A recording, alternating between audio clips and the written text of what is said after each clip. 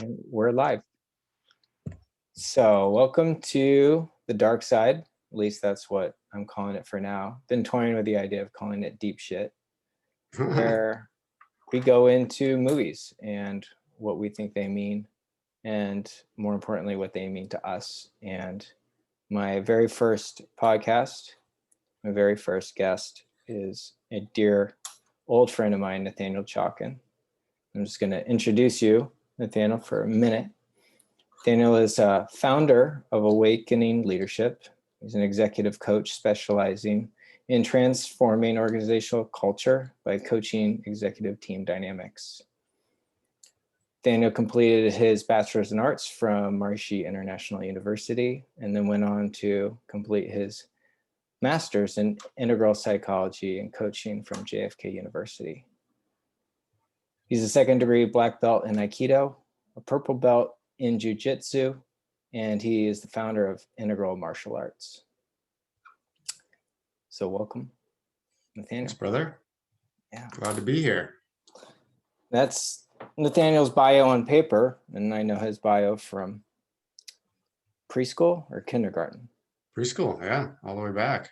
Yeah, so and all the way through. Yeah, so we met in preschool in Fairfield, Iowa, at a private school that was based on Eastern philosophy, Vedic, Hindu philosophy, meditation, transcendental meditation, and non-duality, enlightenment, awakening, and development of consciousness. That's right. Higher states of consciousness. Higher states of consciousness, personal development. Universal principles. That's right. Yep. And I went to school, same class with Nathanael for 13 years. We graduated high school together. We at our high school graduation, we flew all the way to the Netherlands, to Holland. That's right, yeah. To meet Maharishi Mahesh Yogi, who was the founder of our school and the founder of Transcendental Meditation. And since then, we've been on the pathless path since.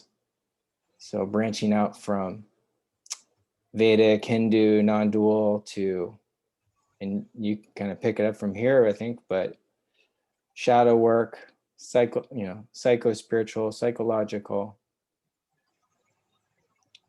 and the never-ending story, inner work, the work of Byron Katie, self-development. Right. Yeah, communities of practice. We were raised with that in a way. I like to say that was table stakes. The fact that the whole community was meditating before and after work and was consciousness-based, and school was spiritually integrated. Right. The balance of spiritual and material life, 200% of life, as we talked about. Yeah, that was one of the slogans. That's just the table stakes. That's where we started. Yeah. And then I think that's an important commentary too, just the more integral approach, that meditation is necessary but not sufficient for psychological development.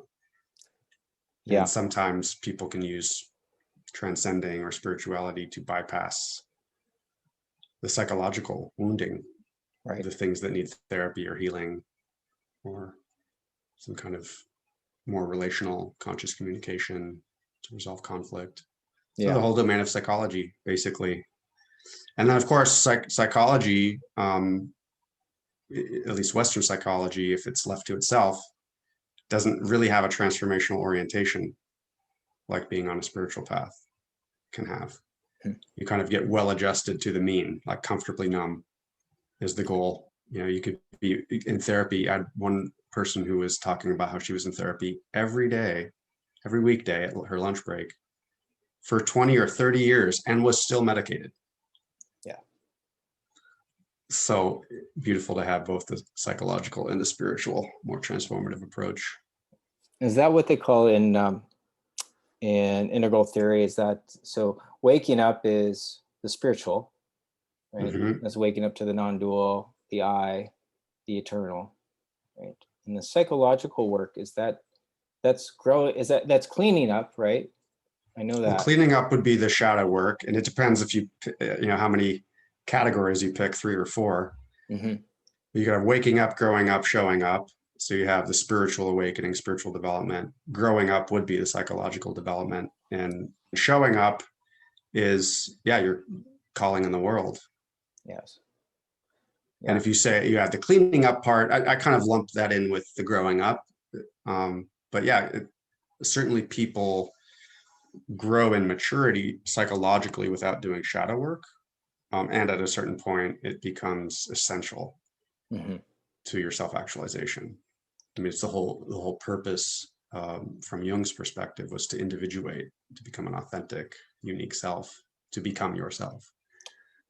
And without shadow work of some kind, or realizing that life is a kind of shadow work, the hero's journey is a kind of shadow work, you will continue to be on the wheel of karma, you know.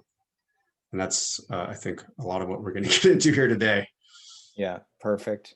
Yeah, there's a lot as we're going, like wondering, we're going so fast. Like, I wonder who's keeping up.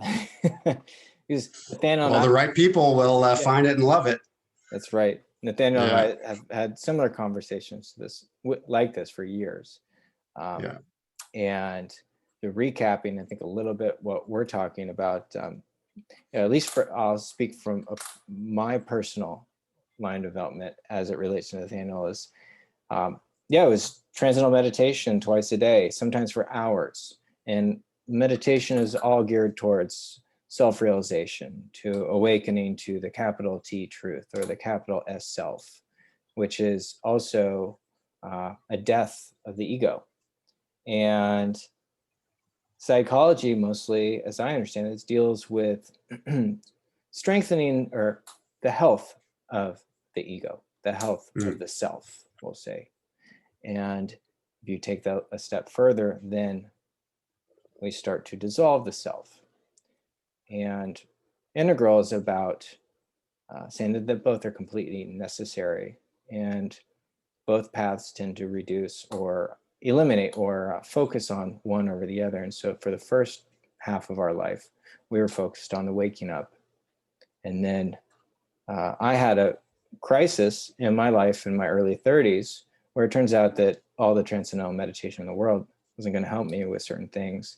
And that's when Nathanael came back into my life. That's when you came back into my life with the work of Byron Katie, and which is both a waking up practice and very much a shadow work practice. And so for me, it was a dip back into what was not looked at, as I was so focused on moving towards the light, towards ascending, towards losing the ego, where in reality, I had so much work to do with, we'll say, the shadow, or the things that were repressed or just not dealt with.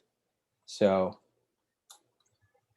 that was a very pivotal moment in my life, and you to thank for that. And everything has changed.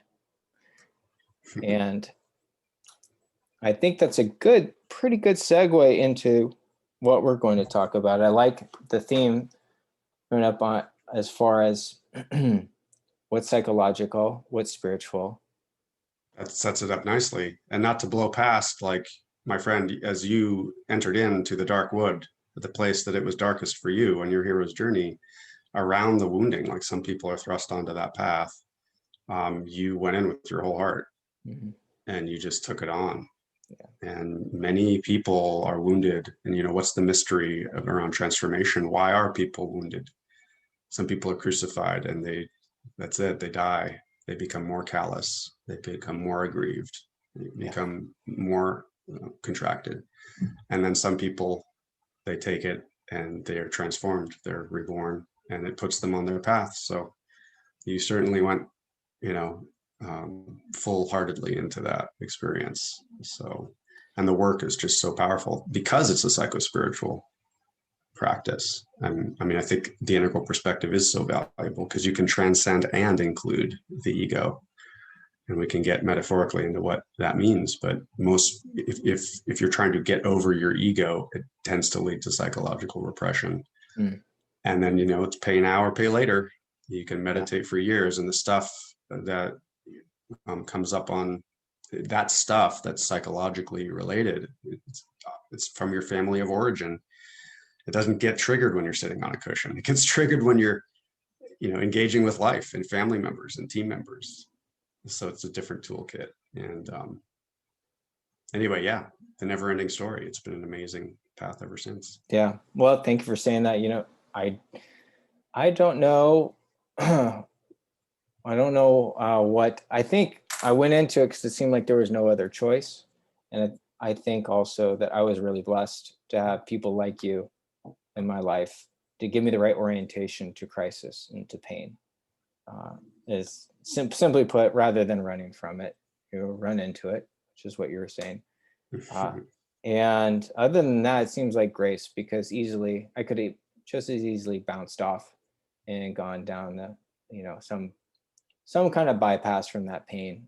We just could have repeated it, could have got into drugs, could have got into success, just workaholism, whatever. Double down, as they say, on my own ego. Double down on not being humiliated. Well, I think that's why a spiritual foundation is so valuable, because so many hours of transcending, you just have more consciousness or awareness around it. Yeah. And the two really go so well together, because it's, of course, presence awareness is what heals as well. Yeah. With awareness comes choice. And if not, to your point, it could be you get addicted to anything. But I think the balance of the two things, it is some combination of will and grace, ultimately. And boy, if that doesn't tee it up, sure does. All the above. Yes. Yeah. I want to remember what you just said. With awareness comes choice. Comes choice. Yeah. Right. At Kegan Leadership Academy, that was the mantra. Awareness, perspective, and choice. Yeah. Right. So on that note, we're going to keep that principle in mind. So our movie, it is Donnie Darko. And for me, Donnie Darko is possibly the most complex film that I like. I imagine I've seen more complex movies that I just didn't even like. And actually, the first time I saw this movie, I thought it was just strange until I met with you, and you were so floored by it, that you got me to watch it again. And when I watched it again, it blew my mind. And I've probably seen it half a dozen times since, and it's still complicated, complex. There's so many, at least for me, so many layers upon layers of metaphors and meanings going on. So it is a rich, dark chocolate. Yes. Absolutely. That's right. Really is. And has beautiful, I can't think of the right word for it, but it's not like a juxtaposition, but it has this counter light to it as well. The 80s theme, pop music. It's quite a lot of fun as well. So looking forward to talking about as much of that as we have time for. So why don't we just start, for those who haven't seen Donnie Darko, what is it about at face value? Yeah. And also, what type of film is it? Because we can start to get in the neighborhood of understanding what it's about by understanding that it's a time travel movie. Yeah. It seems like a sci-fi, but that's the genre I would put it in. It's like, this is very good sci-fi. What would you say it is? Yeah, sci-fi, and then the subgenre of sci-fi would be time travel movie. Yeah. So whenever you're traveling back in time or back to the future, think about just the types of movies that have this. Predestination is a fascinating one that's very rich and complicated as well. Looper would be another one. Right. What movies can you think of that have the? Gosh, there's so many off the top of my head. 12 Monkeys. Oh yeah, it's another one. The show Dark is like that. Donnie Darko on steroids on Netflix. Really? It's a German show. Fascinating. So why is it important that it's a time travel movie? And why did they call that other film Predestination? Because time travel movies create paradoxes, what they call predestination paradoxes. One example of that is a grandfather paradox, where you travel back in time and you have a relationship with someone and they give birth to your grandfather. So it creates a contradiction where it required you to travel back in time in the first place to create your own existence. But you wouldn't have existed first if you hadn't gone back in time first. Yes. And then there's a bootstrapping paradox where some object appears from the future into the present time that causes that object to be created in the first place. Now, it doesn't matter if you don't grok this right now. What matters is that you understand that it's a paradox. Mm-hmm. It's a closed loop that doesn't make rational sense. Yes. It's like a Mobius strip visually. Yeah. It's a three-dimensional object that cannot exist in two-dimensional space. Yes. Got it. And then there's so many like contradictions that start happening when you consider what would happen if you traveled back in time. Mm-hmm. So yeah. So if I'm understanding, really, I think what I'm getting from is, to interpret these time travel movies purely rationally, it doesn't work out because it's, and that's what every review attempts to do, is explain from a sci-fi perspective, a rational perspective, what is Donnie Darko about? Yes. And what are the tangent universes? Right. So it's an objective analysis instead of what you and I like to talk about, which is a symbolic analysis, a Jungian. Yes. What if it was a dream? What if it's an archetype? What if the story means something, as Joseph Campbell would say, that you can use to inform yourself in a meaningful way? What if it's not a sign, that's pointing somewhere literal? What if it's a symbol?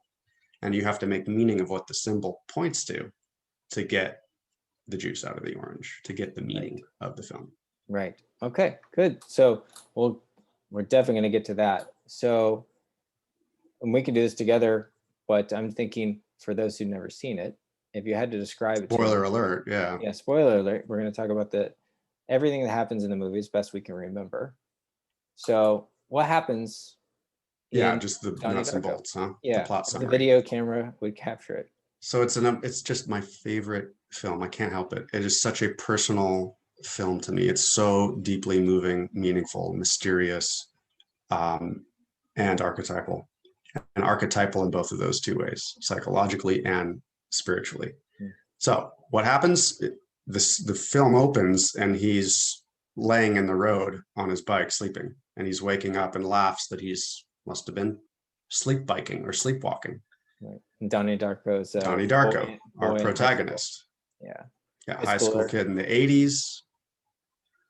So set in the year of the Bush-Dukakis 88 election. 88, which is a nice nod to time travel. Yeah. Oh, right, the double infinity loop. Yep, 88 miles an hour for the DeLorean to go back in time. Oh God, that's cool. I didn't know that. Yeah.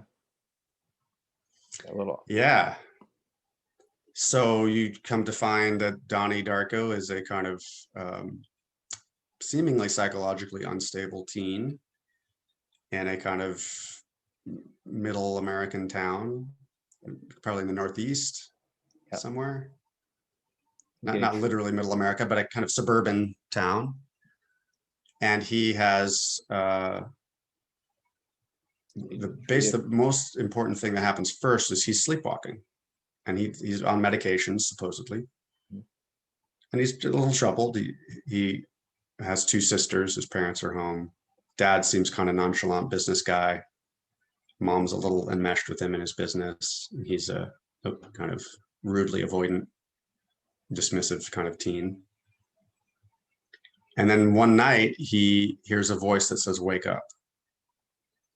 And he leaves his bedroom and sleepwalks, kind of in a psychedelic state, almost a hallucinatory state. And he walks up to the golf course. He sees a giant, kind of horrific looking bunny rabbit, or at least a man in a bunny suit. Yeah. And he tells him that in 28 days, I wish I could remember the exact numbers, but that is when the world will end.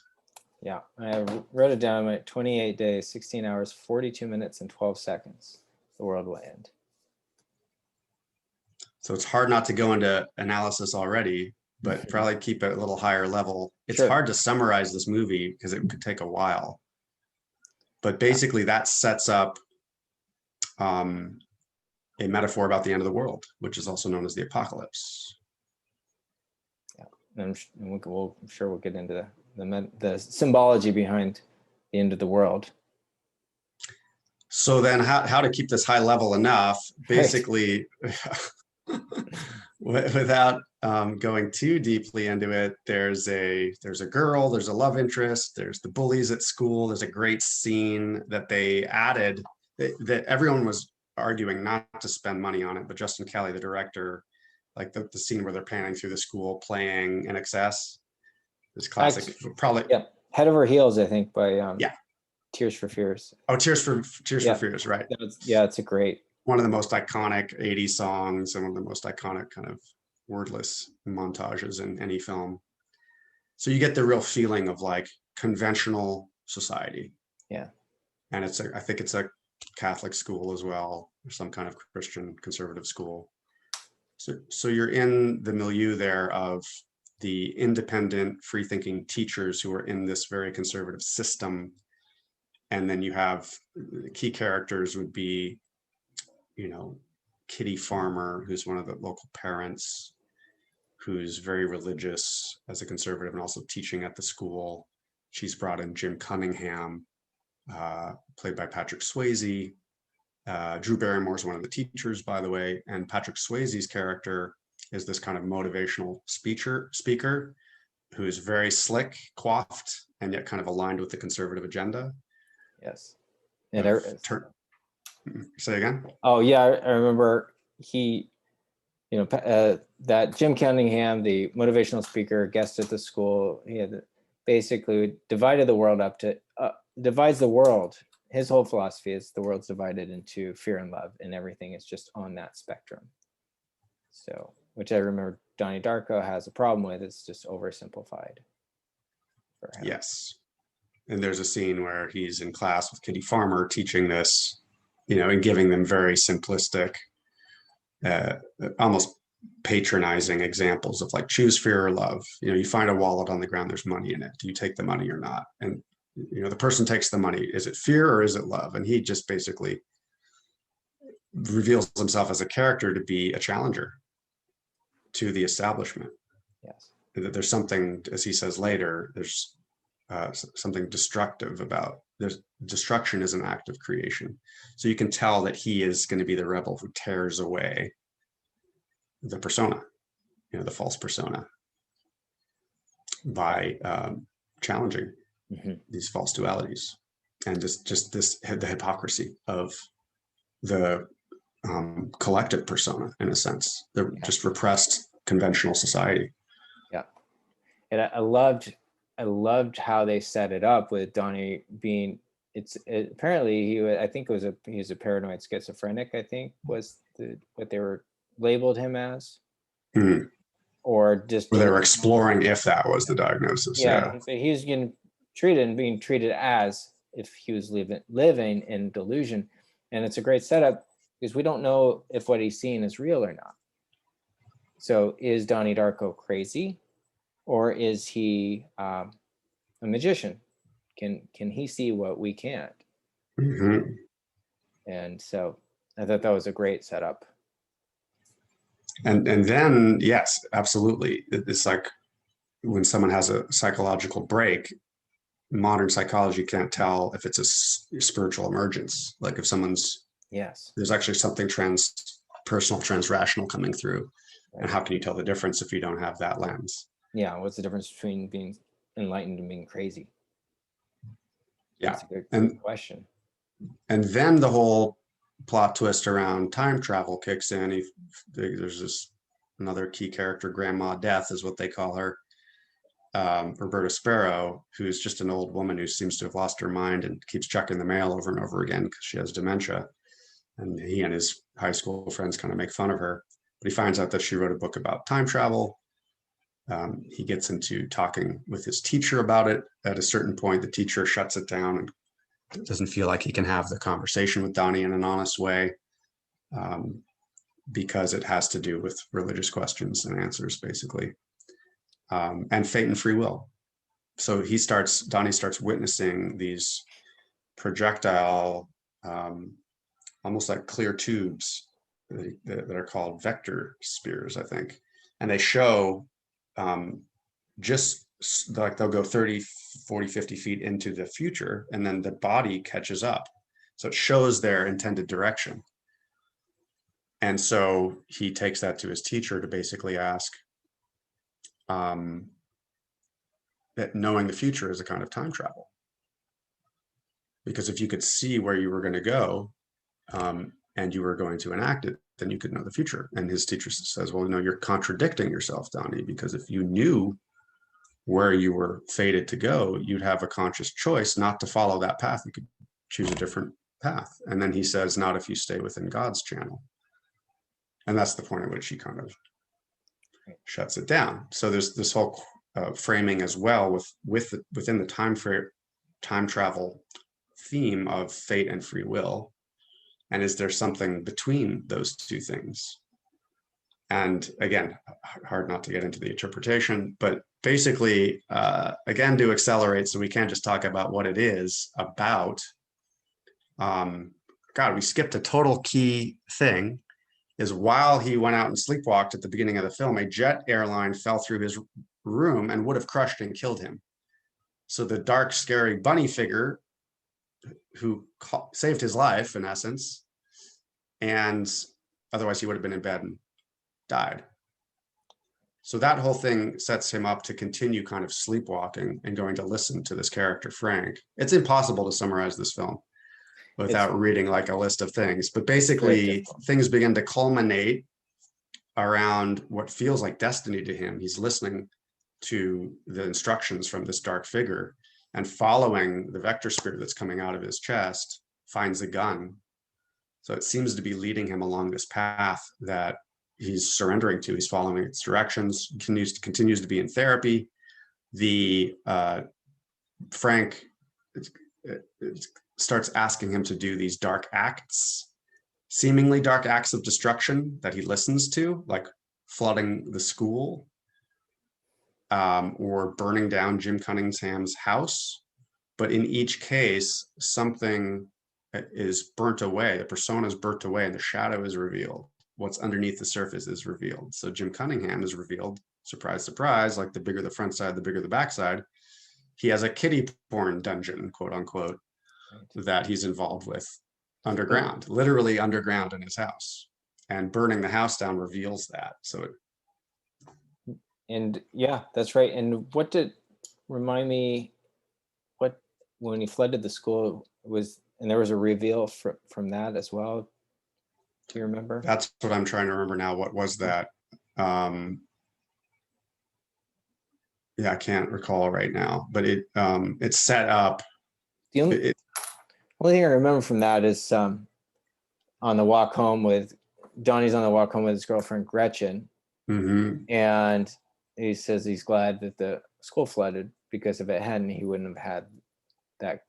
He wouldn't have been able to walk home with his girlfriend. So there's something there about creating outcomes, and I'm not sure if that's a significant part of the movie at all. But what also put Drew Barrymore's character as the teacher in the hot seat, because she had him then read Graham Greene, The Destroyers, and in that book they flood. So they flood one of the schools or houses or something, which is where they presume someone got the idea. Right. Yes. So that's one of the themes, is Donnie's playing with destruction as a form of creation. So okay. So let me say like a recap for people. So basically, we start with Donnie wakes up in the middle of nowhere. He smiles and laughs to himself. He goes home. He's with his regular mundane life. What looks like drones around him, just life as usual. And the next night he's woken up by this Halloween bunny rabbit who tells him that in 28 days, there'll be the end of the world. And Donnie starts having more visions with the rabbit, and the rabbit starts telling him, flood the school, then burn this guy's house down. And then I kind of forget, but the rabbit's basically leading him through this, and Donnie starts to have more visions of what you were talking about, of predestination, seeing these vortexes come out of people, that shows the future of where those people are going to be and what they're going to do. And it leads him to his parents' closet where there's a gun. Right.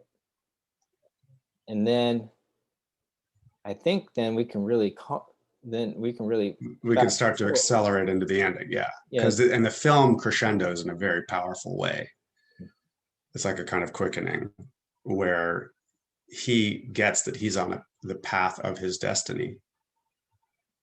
And he doesn't even intellectually know it, but he's following it and trusting it, which is a metaphor of sleepwalking anyway. And so they decide, he and his older sister, to throw a Halloween party while his parents are out of town, because his mom is taking his sister to this sparkle motion dance competition with the Ed McMahon, TV show. So there's that part of the film that's very superficially oriented and success oriented and kind of socially defined. And so they throw a party, and then his girlfriend comes in, is worried that she's been relocated, part of a relocation program. She's worried that her mom is missing. She's worried her father's going to come back after them. And he just grabs his friends. There's a kind of ominous note on the door where you see Frank was here, went out to get beer. Everyone's dressed up in their 80s Halloween costumes. So in an homage to E.T., they kind of ride off on their bikes. Mm-hmm. And then Love it. They go to Grandma Death's house to kind of explore what's going on. Again, Donnie doesn't really know why yet. And a kind of culminating scene, they get startled and surprised by the two bullies who are there robbing her house. And then as they get wrestled to the ground by these two bullies, Donnie pulls the mask off of one of the bullies to reveal his identity. And as he does that, he says, Deus ex machina, our savior. And in that time, a car comes around the corner. Gretchen's been thrown to the ground. The car runs over Gretchen, killing her. And who steps out, of course, but Frank, who's his older sister's boyfriend, in fact, wearing the bunny suit. Donnie then pulls the gun out. And there was some visionary pieces earlier where he saw Frank asking him to remove his mask, and he had a hole in his eye. So in that moment, Donnie witnesses himself pulling the trigger, causing the future that was predestined to be, even though it had not yet arisen. Mm-hmm. So he is the one now pulling the trigger, completing that kind of paradox again, where someone who had already been shot in the eye was somehow traveling back to wake him up in his sleep to talk him through this line of destiny.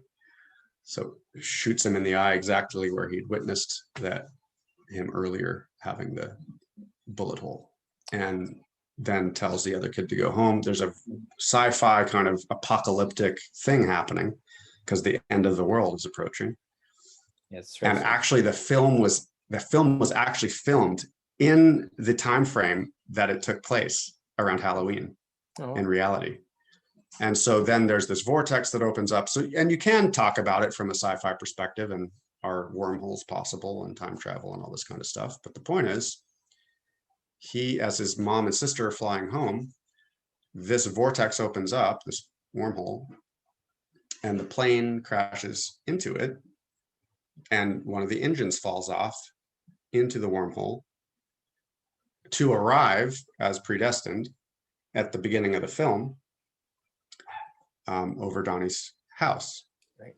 But this time, in the ending scene, it cuts to him kind of being in bed and choosing to remain there, and he's laughing,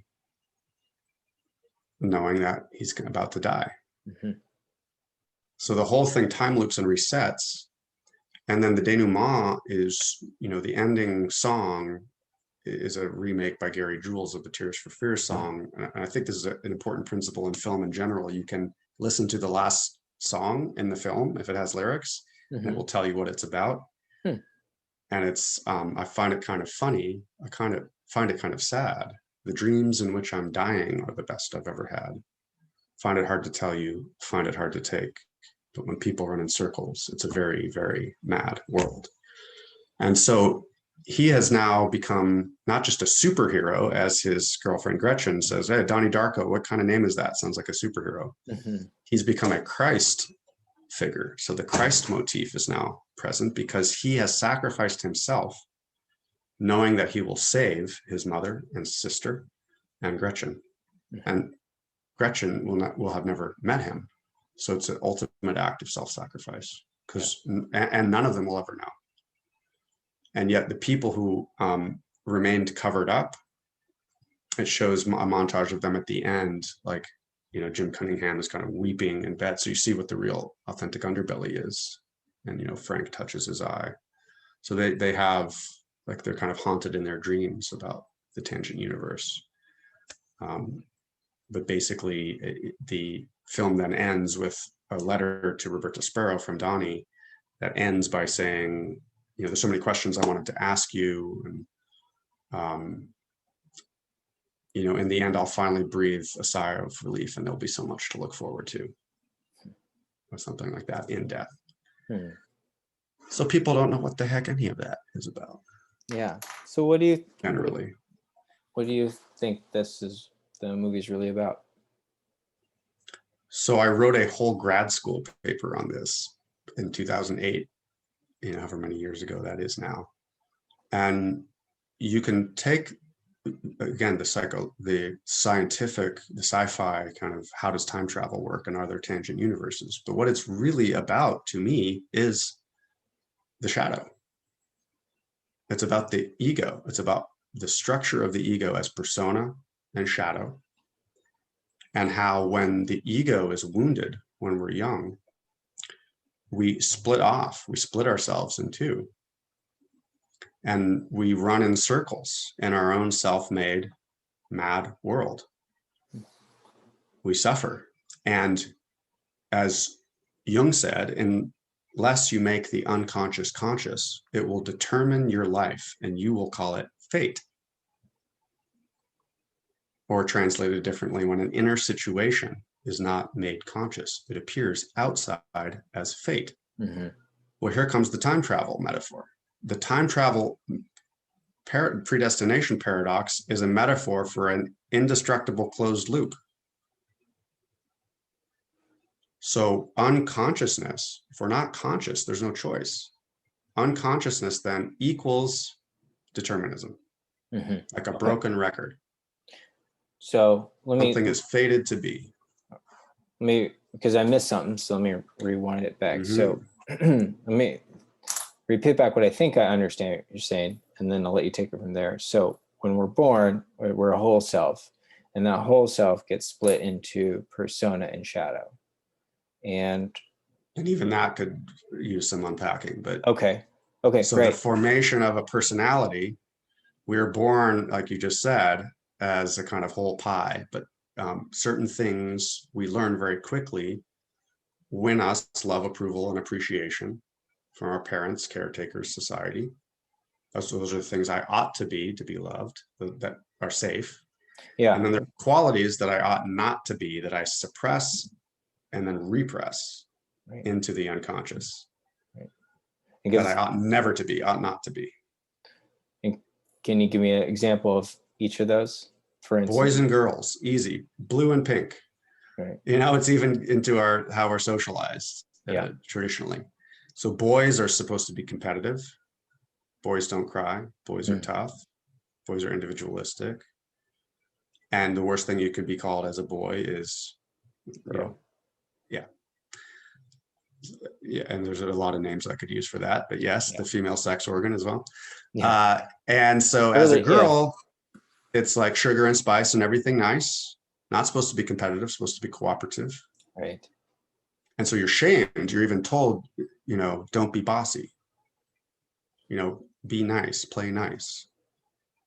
You're taught to be nurturing.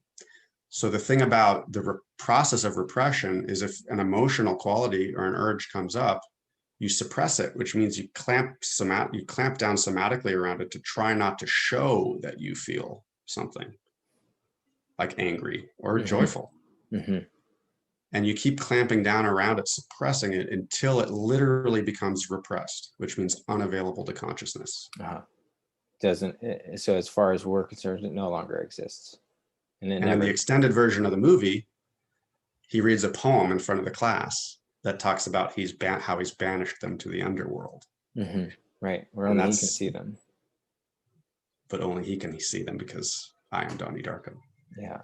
Okay, cool. So I think we got that. So when you're born, you're whole, and then you learn pretty quickly what's accepted and not accepted, and what is accepted becomes your persona. That's the mask we wear, and then we believe that's really us. And what's not accepted is banished or forgotten or become made unconscious. And that's what, the term shadow, we put it into the shadow.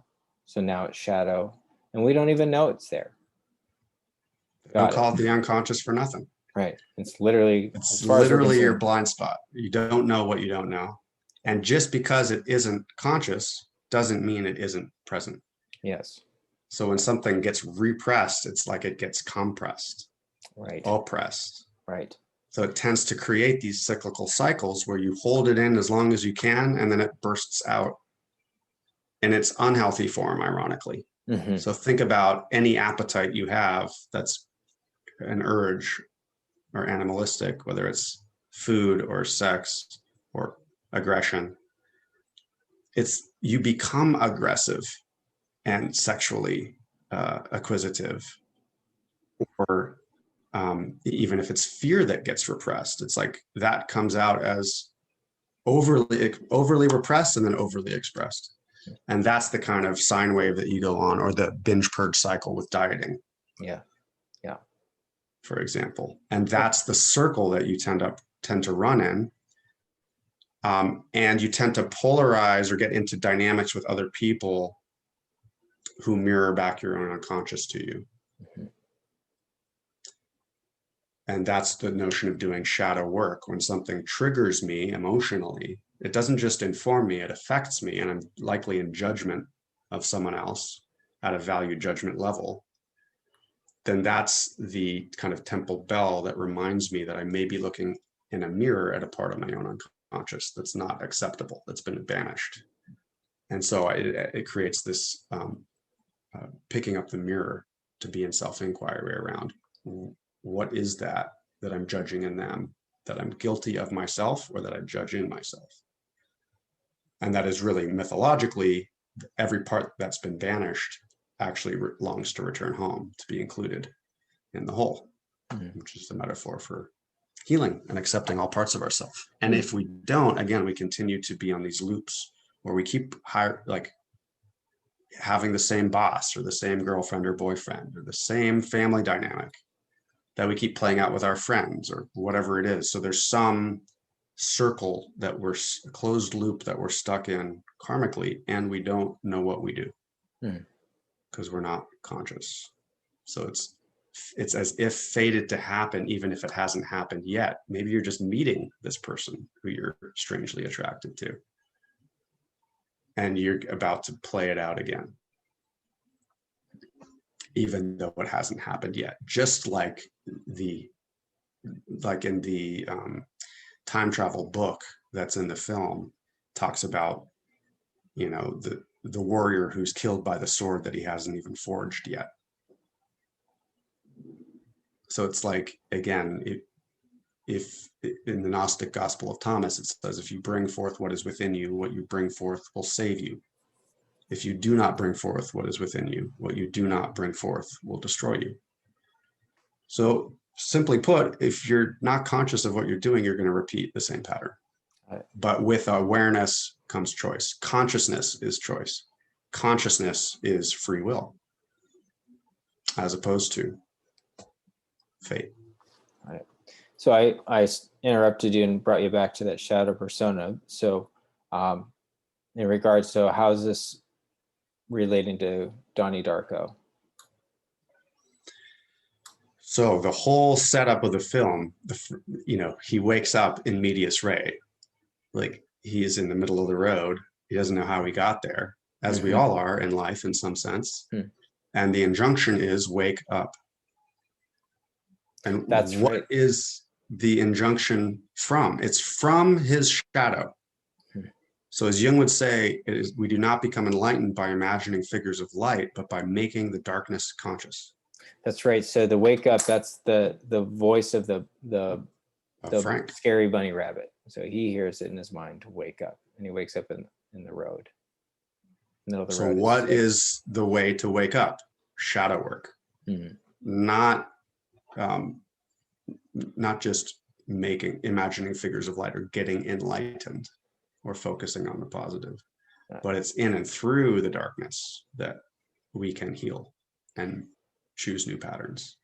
And so then, so in his Donnie Darko, we think of him as a hero. So his hero's arc is into his shadow throughout this movie. Is that how you're thinking of it? So that's another super important thing, because there are varieties of the hero myth that mirror the stages of psychological development.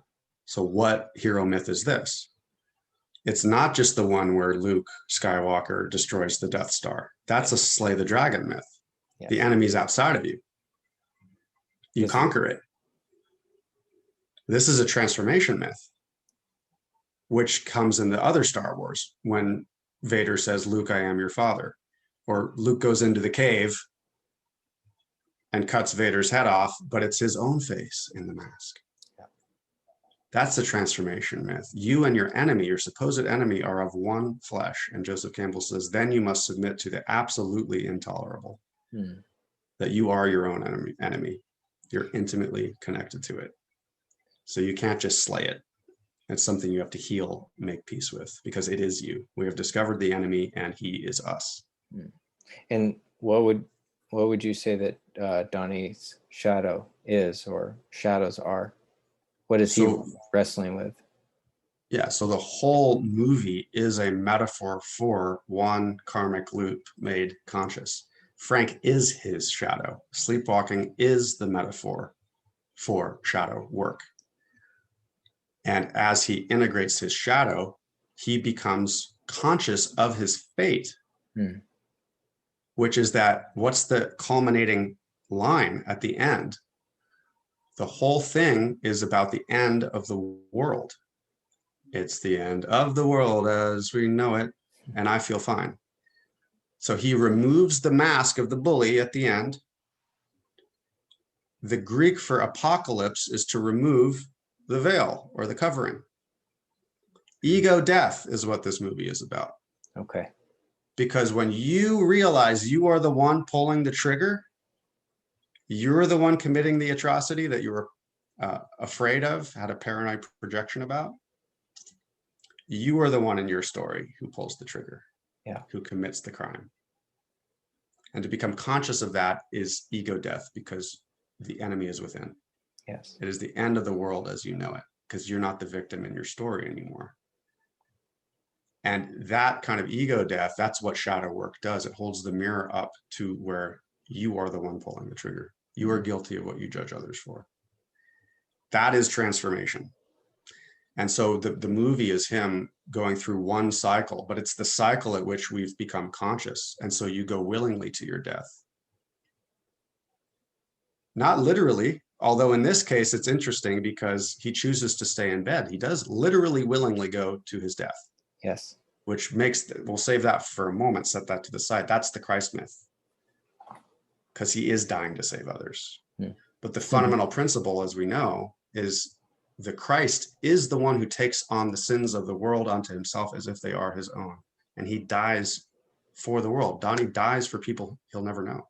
And we'll never know him. And for all these other characters who are forgiven. Yeah, that's right. And I don't think we touched on this for people. Is there's the sci-fi myth, or the background myth that we have to assume is that there's every once in a while that there becomes a tangent universe, and that tangent universe is very unstable, and it will go for a few weeks, and then it will collapse. And when it collapses, so also does the primary universe. In other words, if it's allowed to go and collapse, then all of being comes to an end. The whole shebang ends. And so he knows this. He learns this from the book on time travel. So So it's an important point because he starts to see the big picture. In other words, it's not just about him now, he sees. And so he's forced to come to grips with his his role, his responsibility, I guess you would say. It's like, we've got a tangent universe, and got to save the world. We're facing the end of the world on the outside. And so we get, okay. And just to complete just ego death, apart from like literal death and awakening, like the Christ motif, the Christ myth, or the Bodhisattva myth is a separate one. That's the spiritual myth. But just the psychological myth that has to do with ego death and transformation. As he's removing the veil from the bully, he says, Deus ex machina, our savior. That's going to get complex because he says our savior again. But the point is what is the savior? How is it that something that is mechanistically determined to repeat itself over and over again, what is the savior that causes the moment of grace by which I was blind, but now I see and can choose something new that is actually an act of creation?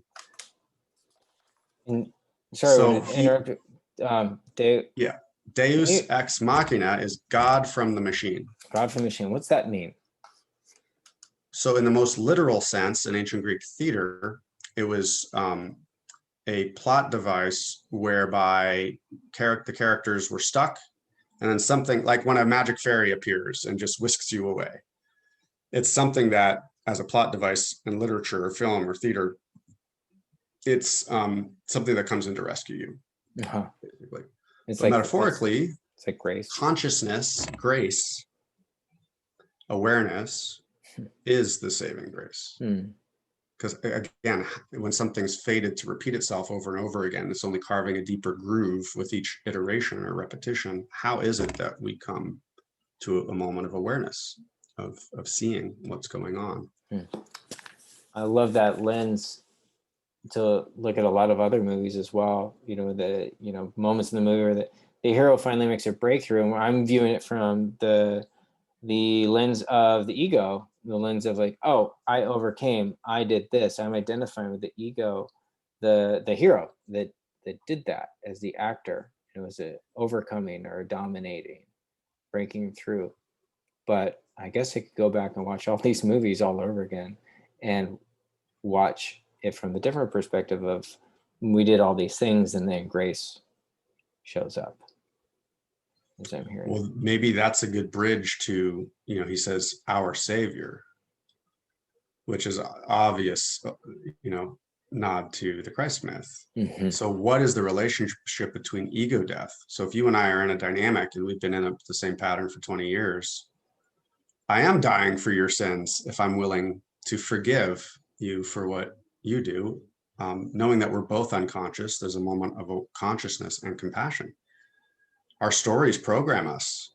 I can't help it. It's like code in my matrix, my meaning-making matrix. Forgive me, I know not what I do. I can't help it because of how I've been conditioned. And so when I decide not to react back to you, if I can turn the other cheek, and in other words, because I realize that what I'm judging you for, I'm also guilty of, so I'm no better. That's the ego death moment. And as and when I'm able to forgive and be transformed in a decades-long dynamic, all things change when we do. I've died, and I'm also, what comes forth from that is a willingness to reconcile and heal. And as I change myself, I change my relationship to the dynamic with you, which also brings a bit of grace potentially to allow you to have a shift as well. Interesting. So also, I just caught this. So back to that theme of creation, or destruction being a form of creation. So in Donnie's, so Donnie floods a school, burns down. He just creates chaos and destruction, which creates new potential, but also with his own life in this tangent universe, his destruction is creation of a new possibility. Which is why he's laughing at the end of the film.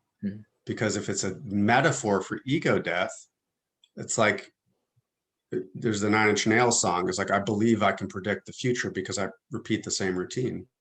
All you're dying to is the old pattern that you were using to feel safe. Yeah.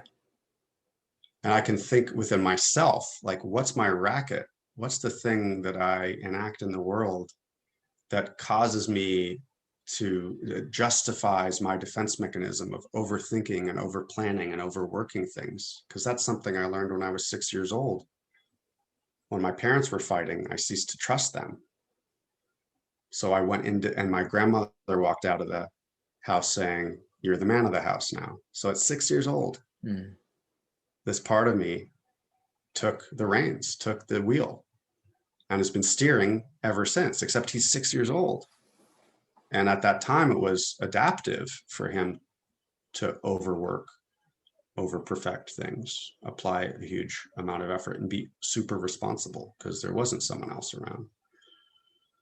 And then that keeps me stuck in a pattern where I don't get to be the one who's ever upset or who ever receives support. And it puts me into codependence with other people who won't take responsibility for themselves. So all these things set themselves up for me to run in circles.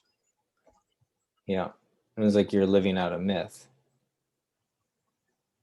A very repetitive one, in order to feel safe. And who would I be without this defense mechanism, without this story that I need to be that way? I need to have that mask or persona in order to be safe. To confront the fact, like to allow its opposite in, is ego death. For me to be carefree and to trust would be to take that 6-year-old's hands off the wheel and say, you don't get to steer, just trust life. He freaks out because that's the thing you do to be safe, is your ego, your defense mechanism. So that's the metaphor of ego death. So when Donnie's at the end of the film laughing, it's like, oh, I thought that was going to kill me not to do that. But the truth is, it sets me free. I'm enlightened. I'm awake. I'm transformed. I've died and been reborn. Transformationally. Now there's one more level, again, of the Christ motif that is a whole other level of interpretation, which would be to say, again, the Christ is, first of all, the divine child, who is the one who makes the ultimate sacrifice, who takes on the sins of the world to save the world. So our savior. But again, that's a metaphor. And the Christ is also the Son of God. The Christ is a consciousness. Jesus, whereas Jesus is a man. So to die of the identity itself, to die of the ego itself, and to awaken as eternal spirit, as the one spirit, that's a very different myth and metaphor. But to awaken to the mystical truth that there's only one consciousness, one spirit, and that, you know, you are the one, Neo. You are the second coming. Each of us is a facet of a hologram. We're all one. And to die of ego and be reborn as the eternal self, you know, acting out this play as somehow mysteriously one and many forever.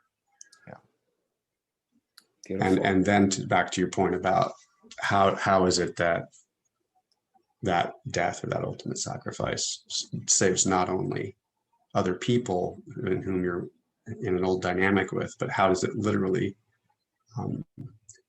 justify existence? How does, I mean, we know who talks about this in terms of, you know, you take something on that is so meaningful that it justifies the suffering in the world. But this is a step above that. It's like to die to the separate self, to realize that the self is eternal. And then the creation itself is forgiven. And then we, as Moses' last words were, choose life. It's like then existence becomes justified and all of its darkness. It's like, it's okay. It's good. It's beautiful. Wow. It's worthwhile. Beautiful. So there's a lot of meaning, to say the least, in there for you. Well, yeah, there sure is. So with all that, what was the impact? What was the biggest impact that watching the movie had for you? What was the emotion or emotions present for you, if you remember? Yeah, it's very mysterious, and it kind of silences the mind. And there's a kind of mystical message in the film that says you have an important role to play in the unfolding destiny of the world. And what will it be? What is it? And that it's something that's tied up in your own darkness. You know, your willingness to make the darkness conscious, or in the Christian sense, to suffer consciously, you know, as the pathway to healing and redemption. And that's somehow very personal to me. I've had a very religious, I know people don't like the word religion, but I've had a very spiritual or religious orientation my whole life, ever since I was 9 years old. And I could begin to think abstractly. I couldn't fall asleep at night because I wondered what was outside of the universe, or what happened when we die. Meanwhile, everyone else was running around in the light having a good time. Yep. And I was sucked into the darkness. Yeah. And there's something about, playing baseball or going to Chuck E. Cheese. But as the Matrix says, there's been a splinter in my mind ever since I was born. And I have a sense that some of it revolves around my core wounding. And I think that's a good metaphor for original sin. Like no one makes it in here without some kind of wound. And that wound really is, when it's a wound around your parents, when you're that little, your parents are life or God, by extension, even if you don't realize it or think of it that way. Yeah. You fundamentally can't trust life for some reason, especially in the face of death. At least I couldn't. And so for me, more than the Eastern kind of Buddhist orientation that's so popular now, and everything's kind of emptiness and awakening and no self, there is something about the very human story and the myths of the Judeo-Christian culture that I was raised in as well, that helped me somehow reconcile life, and that you are a divine child. You know, you are loved. It is going to be okay. But that somehow you have to know yourself. Self-knowledge is the only thing that heals. Like mystical experience itself is the only thing that can heal that wound. So it's like the shadow work gets you into the healing process. But for example, when you heal, when I've done the work, or IFS is another great approach to part psychology and shadow work. Voice dialogue would be another one. But when you realize how hard you are on yourself in some sense, and that's what's being projected as where you're seeing your father not approving of you or being hard on yourself, when that starts to heal, there's something about your relationship to life or Father God that like you can feel actually divine love pouring down. And I don't know how to explain it other than to say it is all projection in a spiritual sense. Like there's one mind and it's yours. And it's the one telling the story. It's even telling the story of me telling this story paradoxically right now. You are the dreamer who dreams and then lives in the dream. And yet the psychological, you know, the play, all the world's a stage and all its people merely players. That's the dream we're waking up from. And it's the story that we get to tell. So that's life. It can be an incredible creative storytelling, a happy dream, or it can be a nightmare. And don't you want to wake up if you're having a nightmare? And if you're not, isn't it amazing, as Byron Katie would say? Yeah. Isn't it the dream of a lifetime?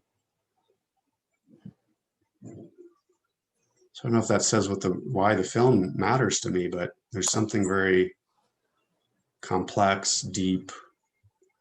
It's deeply, profoundly spiritual, religious. It's about the redemption of like you know, is creation should creation have been at all or not? It's a way out of nihilism. Mm-hmm. That's right. Speaking of that, as I remember watching the movie the other night as a refresher, the kids were reading Watership Down, and Donnie says, why should I care about a bunch of stupid rabbits? And the teacher says, well, the We never rabbits had feelings or thoughts to begin with. Yeah, so the rabbits are us. And I think, it's for Donnie at that point, is still struggling with the why even bother with the nihilism. Why does it even matter? That's maybe what's personal to me. I've had that existential core wound ever since I can remember. Yeah. And that somehow is what sets you on your spiritual path. It's what set me on my spiritual path. Like, I had to know the truth. And it's a painful wound to carry. In some sense, you feel afflicted, like underlying all the mundane, like you feel like you don't belong, or you feel that somehow none of it matters, and you do your best to kind of put on a good show or be of use or find your purpose, but nothing really scratches the itch. Nothing really removes the splinter from your mind. And so it's the real call to the spiritual path, to awakening. Yeah. For those who need to know the ultimate truth. Yeah. And it's not just, so what I get from that is it's inspired you to wake up, face the nihilism,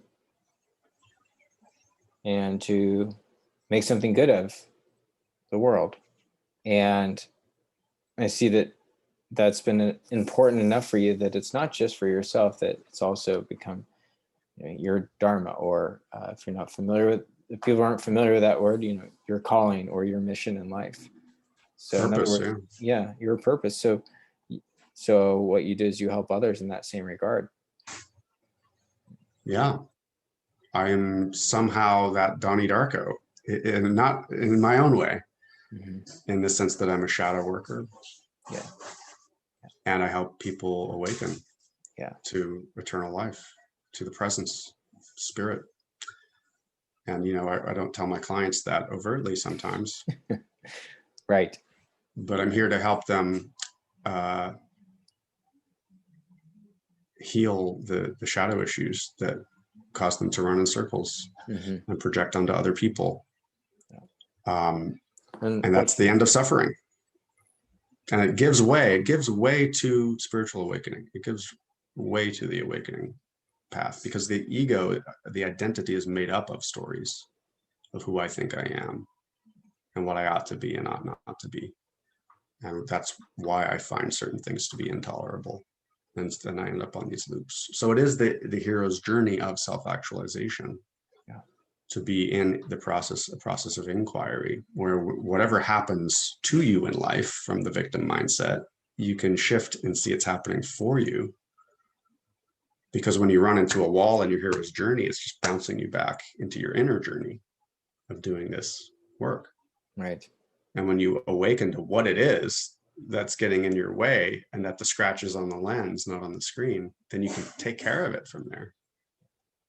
Then it's seen that it literally happens for you. It grows you, and you wouldn't wish it on anyone sometimes. And doesn't life find a way in spite of what happens to us? Yeah. So it's about the resiliency of the human spirit that inquiry puts us onto the path of realizing our destiny. And maybe that's God's channel, that it's not just that we wake up and start making rational, conscious choices. That only gets us so far. It's like free will is like, you can overthink and overplan and over-individuate in some sense. And then you think you're in charge and you start playing God. That's where the materialistic thing goes too far. And on the other hand, you're just defined by everything, socially defined by everything around you. But there's something in the middle that is the creative process itself. Like, I have to get out of my own way and my own patterns. So that cellar door, like at the end of the film, like there can be my life lived as an art, my life lived as a process of creative emergence. So the shadow work isn't all just navel gazing. It's like it's allowing life to grow me in a way that I creatively self-actualize my place in it Hmm. and realize my destiny, which is, it's a very strange thing, but when something's fated, it's happening to you. You're in the backseat of the car. When, you know, I am the master of my fate, I am the captain of my soul. That's kind of the self-authoring phase. Yes. But the self-transforming phase, where you realize, like, there's this whole inner world that keeps me in these loops, and you start healing that. There's something on the other side of rational where it starts feeling like you're being driven again, like you've been called, or there's something that's destined to be, and you just have to follow, like Donnie followed. God's channel. God's channel.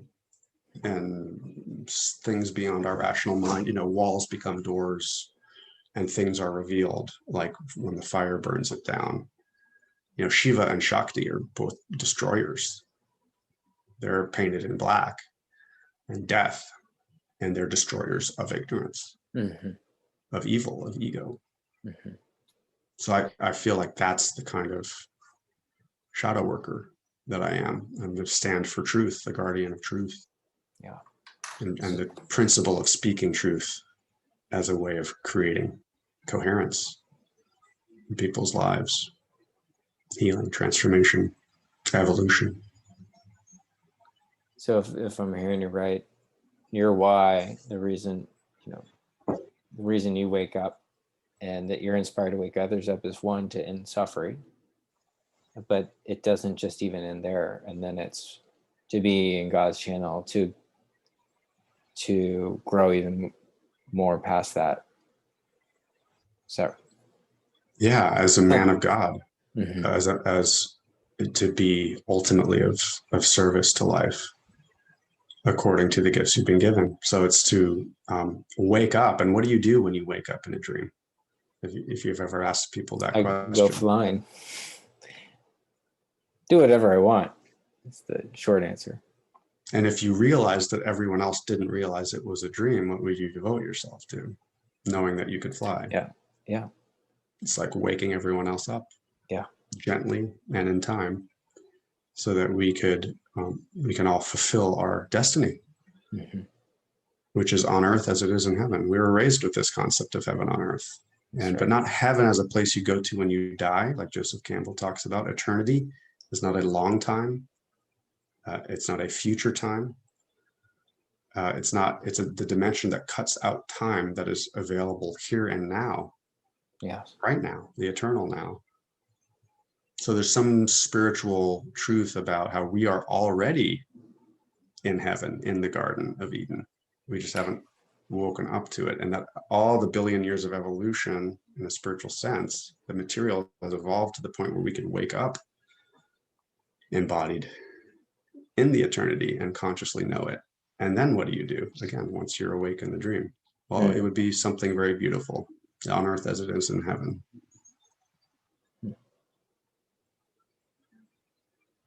Beautiful. Thank you, brother. Thank you, brother.